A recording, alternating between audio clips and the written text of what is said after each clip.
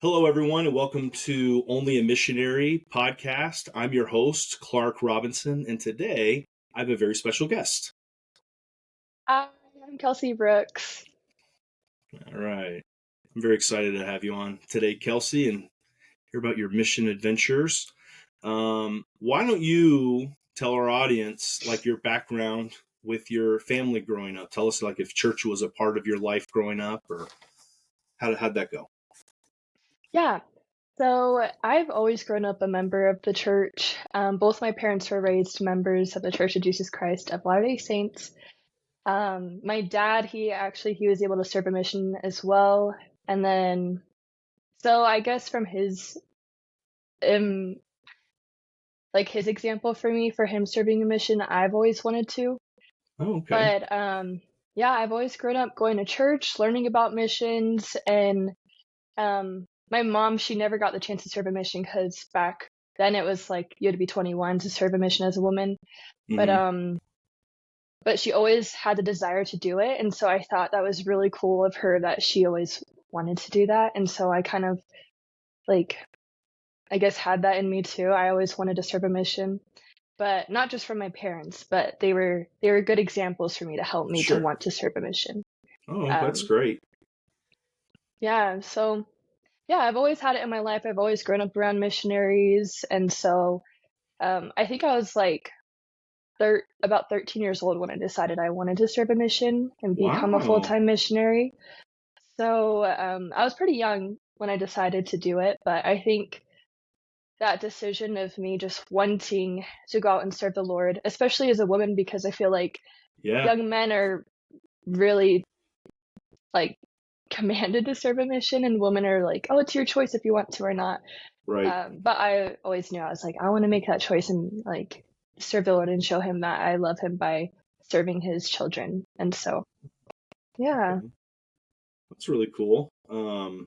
So going to church every Sunday with the family, firesides, Yes. Wednesday night activities, all that stuff, all that jazz. Everything. Yes. Okay. All right. Yeah. So you had the desire. It started when you were about 13. And so then, so did you start the process immediately when you turned 19, or were you leading up to 19? Were you not even hesitating, or was there something that kind of pushed you to make your decision go, or was your mind already made up? Yeah. So I think like I had the desire when I was 13, like I said, but Mm-hmm. when I got to college, so I go to BYU, Idaho, and Mm-hmm. I went out to college here in 2019.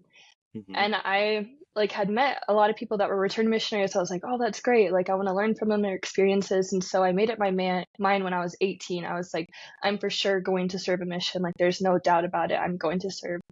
Okay. And I would tell my friends or like guys or whatever, I'd be like, I'm serving a mission, so I'm not gonna like date, I'm not gonna do any of this because I like want to focus Okay. on that goal. And so when I turned 19, it was 2020, so it was during COVID. So that was like it was a little bit weird because I was like, oh, I don't know what's happening in the world right now. I don't know like if I should go right when I turn 19 or like wait a little bit for like Yeah. the pandemic to kind of clear up. And so I was like kind of like hesitant about when I should serve. But I think like 6 or 7 months after I turned 19, I put in my papers or I Okay. got my call to go. Yeah, I think it was like a few months after I turned 19, and then I put in my papers and I was like, okay, I'm gonna for sure go.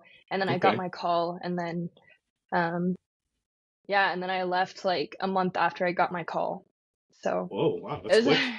yeah, it was a really short time to prepare, but I'd already kind of been preparing for like when I was putting in my paperwork and stuff, so I already had Uh-huh. like Oh, my okay. mind, yeah, I already kind of had things set that I Yeah. was like going. Okay. But yeah. All right. Very cool. So you, had it not been for COVID, maybe you would have, the process wouldn't have been maybe as murky, I guess, as I don't know, Yes. as it was. Yeah, Um, I think so. okay. Yeah. COVID. Don't miss that at all. So, No. um, now, where did you get your mission call, or what mission were you called to serve in? Yes. So when I first got my mission call, I was assigned to the Santiago, Chile East mission. Okay. And since it was COVID, I got reassigned to the Las Vegas, Nevada mission. And I didn't realize I was going to get reassigned till about a week before I was supposed to leave out to the field. So, like, I did the online MTC for 6 weeks. And Oh, okay. during the fifth week, they told me, like, oh, you're going to be reassigned to go to Las Vegas. And I was like, Oh, what? wow. I thought I was going to go to Chile. Yeah. Um, so I was kind of like, not really devastated, but I was like, Shh. dang, like, I thought I was Yeah, going to go bummed. straight. Yeah. But it was a good thing that I got reassigned because a lot of people that like went out to their assigned missions, like to South America or to wherever, Yeah. they're really strict on lockdown there. And so I had friends that like they went out to Chile or they went out to a different South American country, and it was a lot harder for them because they weren't able to do as much missionary work as they would have if they were stateside because it was more open in the States. And so I had the privilege to like go straight into the work and meet with people, and I didn't really have any issues with that. I didn't have to be locked down or anything really. And Oh, good. so that allowed me to like really see missionary work instead of just like being on my phone scrolling through Facebook finding people. I was able to go out and Yeah. meet people face to face, which was really awesome. Yeah, which made you feel like a missionary because you're like, well, when you think of missions, you're like, Yeah, yeah, you're out, you're talking to people, you're doing stuff. exactly. Yeah, so I think it was a blessing that that happened, and it allowed me to have a better perspective about stateside missions because I always was like, oh, I want to serve foreign, like that's way Yeah, it's cooler. the dream. It's the dream. Yes. But like when I served in Las Vegas, that was meant for me. Like I knew I was supposed to be there and just not only to meet people and help them grow their testimonies, but it allowed me to grow my testimony and to feel just the Savior's love and my Heavenly Father's love. I just felt like I needed to be there at that time to grow my testimony more so I could serve the people in Chile and be able Oh, to really help them down there. wow. That's so cool, and I just feel like something we talk about, I've talked about with a few others, is how when you do, so you got reassigned, but if you get a mission call to the States, being from the States, you're kind of like, oh man, because the dream is, I just want to go anywhere outside of my country. But as soon as you get there in the States, the experiences are so wonderful. You're like, oh, okay, I Hmm. guess I guess the Lord knows what He's doing. I'm glad that I did get sent here, and you just have all these great relationships, experiences, and sounds like that's no different for you, even though it was a reassign, not your original mission call. Yeah. Yeah, I really felt like it changed my perspective because like people are need the gospel here in our country too. And so I was able to Yeah, relate to them, speak their own language, and so it was a lot easier for me to connect to them as opposed to when I went to Chile. It was like I had to try harder to connect to the people there, and I had to like learn their language, and yeah, it was a longer process to be able to connect with the people there.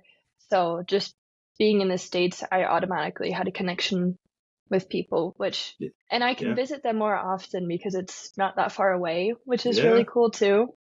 As opposed to Chile, like I would have to make a long trek down there, but I could just like drive down to Nevada and visit people if I wanted to. So that's Oh, yeah, another cool yeah. thing That that is I found. cool. That is cool. Hmm. Now, did you were you a Spanish speaking sister in Nevada, or did that wait until you? Yeah, Uh, so Um, for like my first transfer, I was in the Spanish branch, okay. and I was there for like 6 months. So I was there for a little while, and then Wow. every other transfer after that, I was English speaking.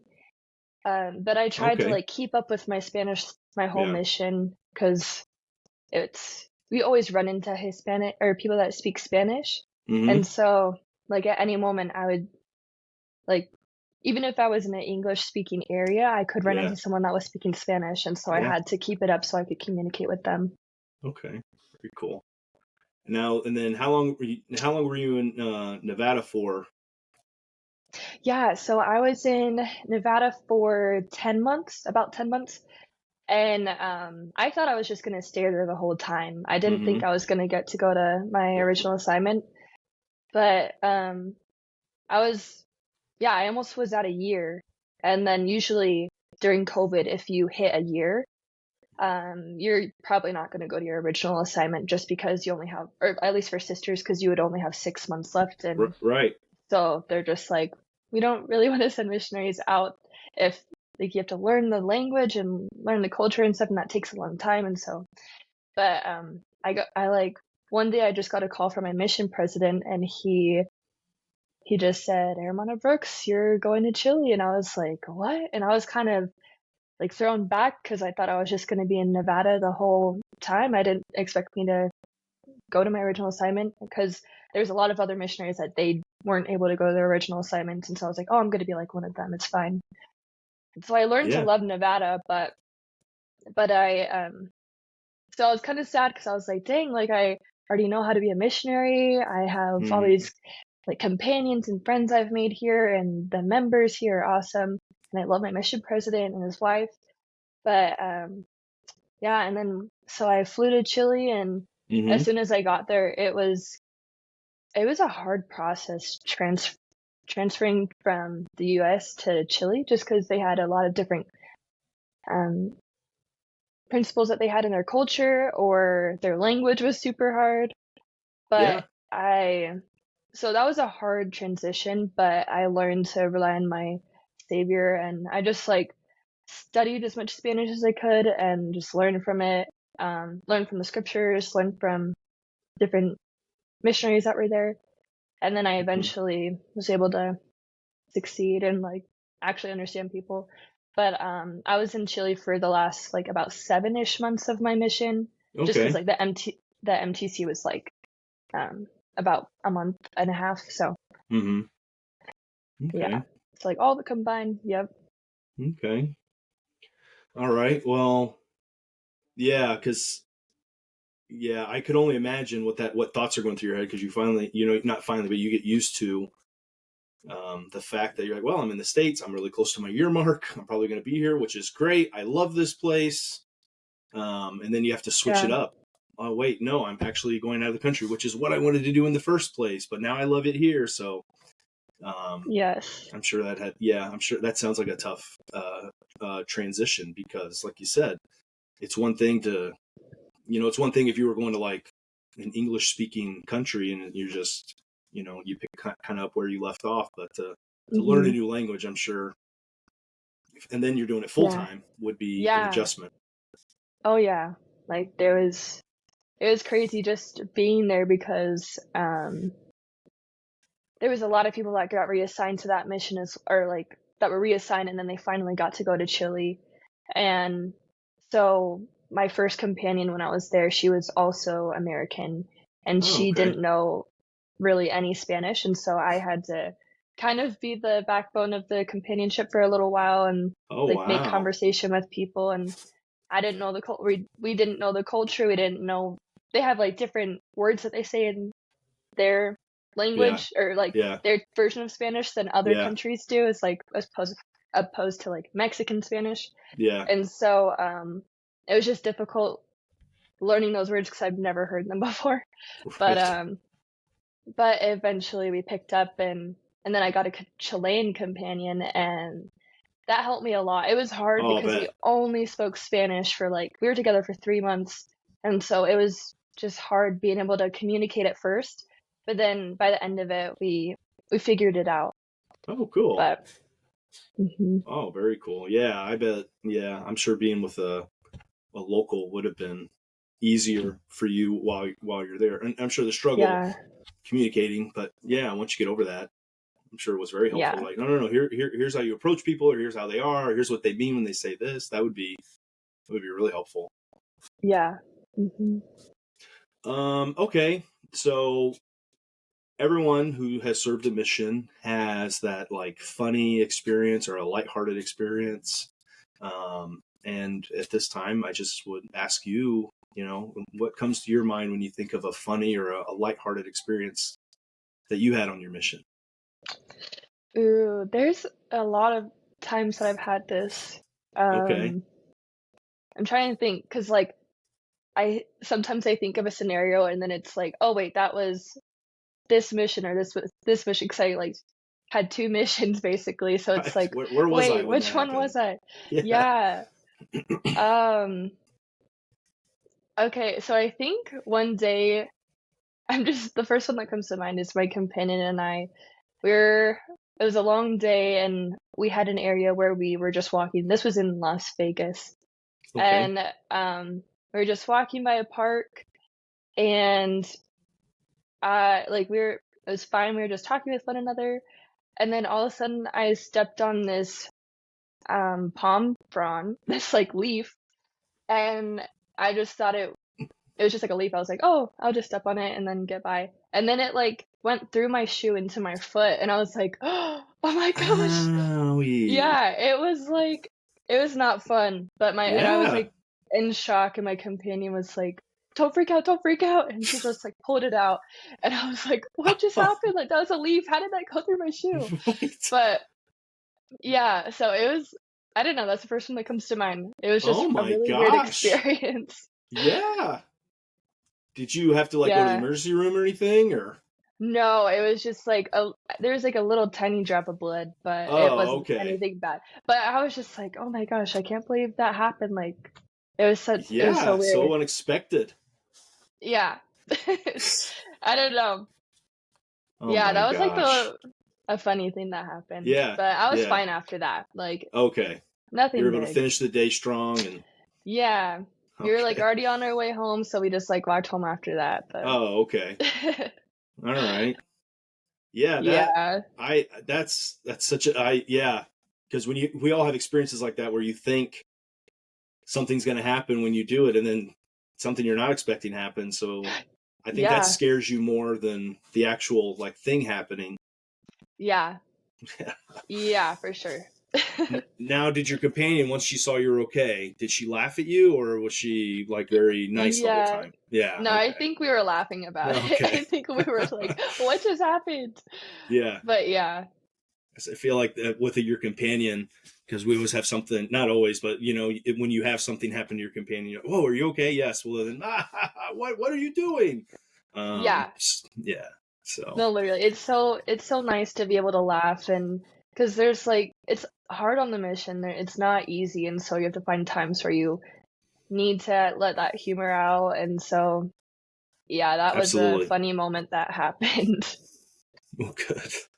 Well, I'm glad you look back on it now with thinking it's funny and Yeah, in the moment I yeah, was like, what just happened? But yeah, yeah. yeah, no doubt. Jeez. Okay, cool.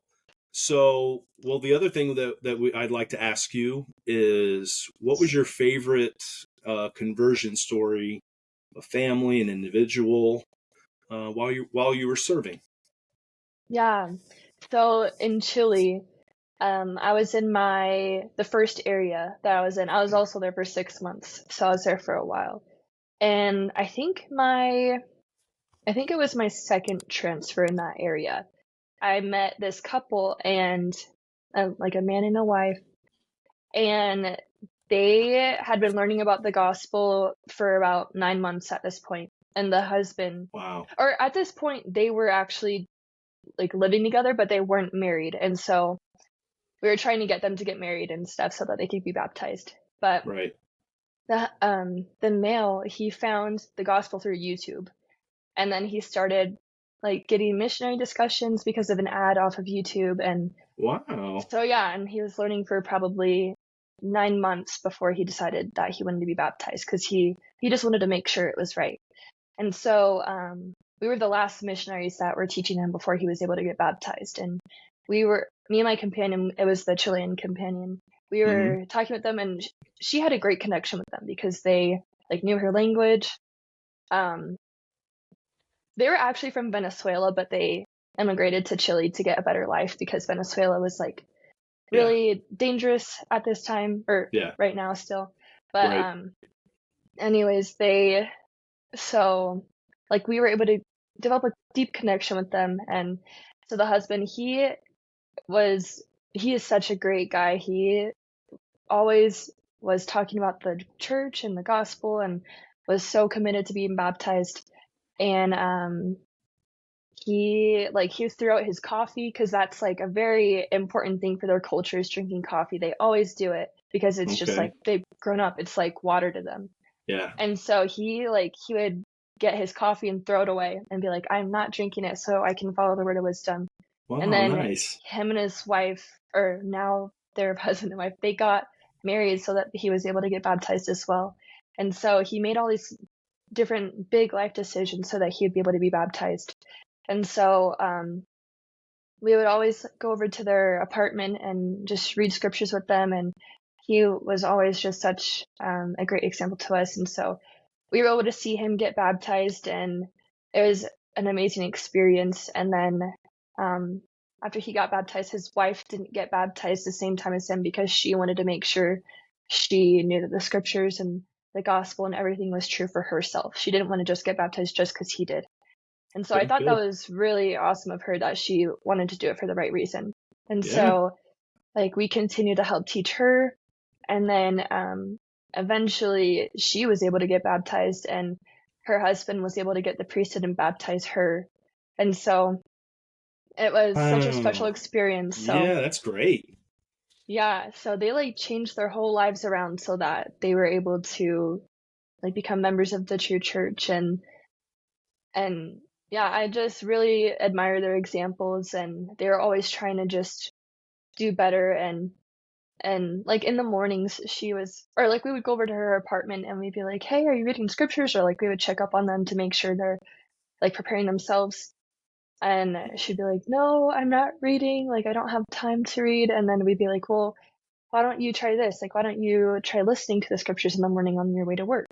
And so we would go back and we would tell her that, and then another lesson would come up and we would teach her again, and we'd ask her hey, have you been doing this? And she's like, yeah, I've been listening to the scriptures, and I really find it peaceful in the mornings when I listen to it. So she would listen to us and apply the things to her life instead of just saying she's going to do it and then not do it. So I really admired them for their examples of actually putting in work and trying to change, and they flipped their whole lives around so that they were able to become members of the church.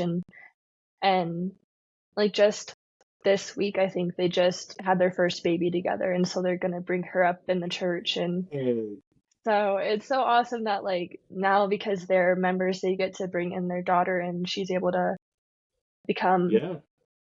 born into the church and to the covenant. And I think they're working on getting sealed and or endowed and sealed in the temple. And so I try to keep up with them and see how they're doing. And Sure. but yeah, Yeah. they're so spiritual, and they are very on top of things and are very active. And so yeah, that's probably my favorite. I Yeah. really I can see why. That's awesome. yeah. So it was so cool just being able to see their relationship grow even deeper because of the gospel. Oh yeah. That and what's so cool, you kind of mentioned it, but how their daughter, how we started this podcast was you were like, well, church was always part of my life. We went to church every Sunday. I went on Wednesdays. I went to youth conference. I did this. I did that. Now that's going to be her life, Yeah. because you and your companion were persistent and consistent, and and this guy had the desire, and it's just so cool how everything comes together. And now because of that, you see the blessings, and Oh yeah. their daughter will just, that's the life that she'll know, and which hopefully will be a very, very happy one. So Yeah.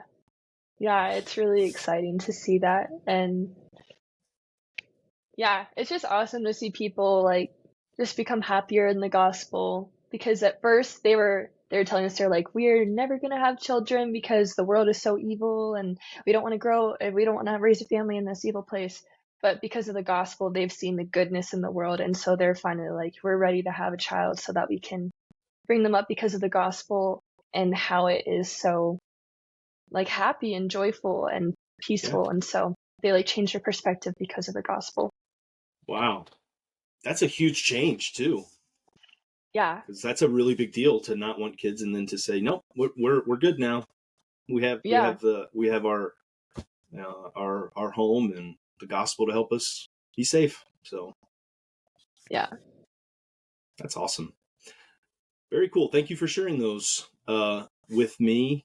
What I like to ask, especially with the sisters who come on, because the way I explain it is the young men or commanded to go on a mission.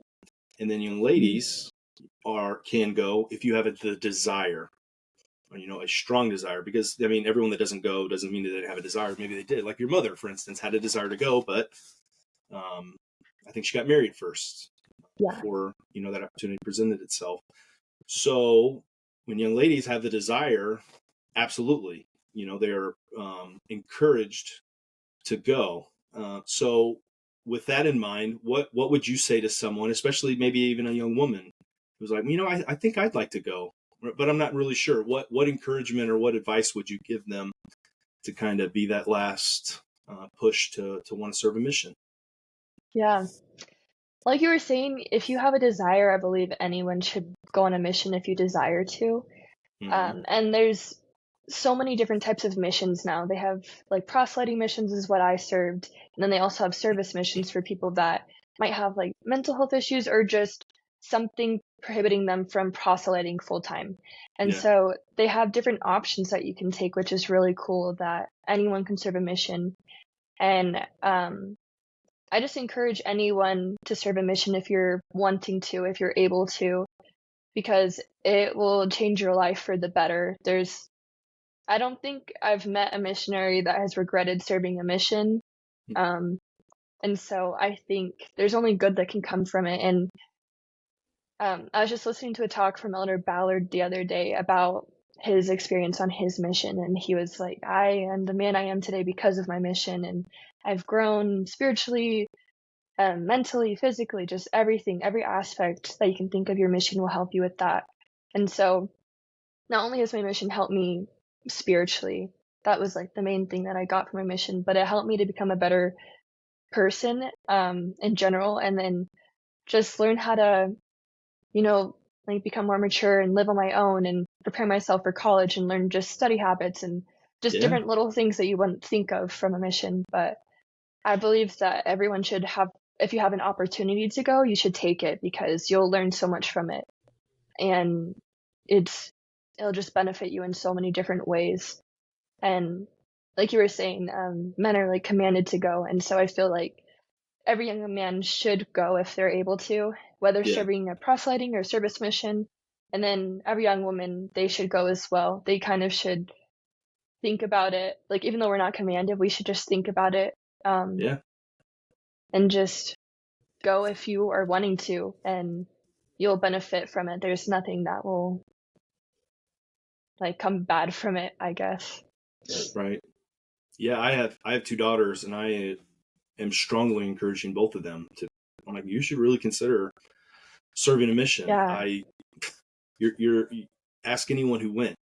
I've never, to your point, I've never heard anyone say, yeah, it just wasn't that great, or it was okay. Everyone comes back saying it was wonderful. Yes. Yeah, and if they say otherwise, then they might not have had their whole heart in it or something. But yeah, it's possible. Yeah, for sure. So, all right, very cool. That's good advice. I really like that. Thank you so much. All right. Well, I'd like to thank my guest, Kelsey Brooks, for sharing her wonderful experiences with us, for her two very different area mission that she served. That was really cool to hear about. If you would like to be a guest, this to the listeners, if you'd like to be a guest on the show, you can send me a DM on one of the social media pages that we have, or you can send me an email, clark@oampod.com. Or if you're too busy, or you're like, oh, I don't want to, I'm too shy, you can also send me an email, and you can, say, I'd like to share this story. And then I will actually go on an episode and read it for you. So we're looking to collect a bunch of stories that I can actually read, like I said, for our busier saints. So if you have a desire to do either of those, we ask you to do that. So again, I would like at this time to say, Kelsey, thank you so much for coming on. That was so wonderful and awesome. And it's so cool to be able to talk about your mission. You kind of get those feelings back, and that's why I love this podcast, because it gives me the opportunity to kind of remember my stuff, but also hear the excitement and the cool stuff that other people got to do. Yeah, thank you so much for having me.